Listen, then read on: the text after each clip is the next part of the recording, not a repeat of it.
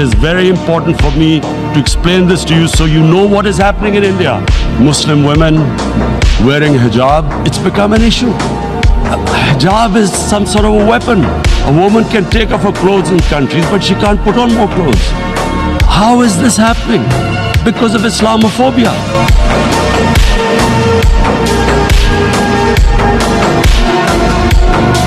This RSS believed in the ethnic cleansing of Muslims. It was hatred for the Muslims.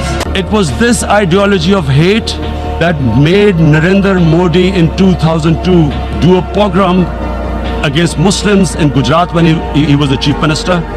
He allowed 3 days these RSS goons and these terrorists butchered 2,000 Muslims and 150,000 Muslims were made homeless.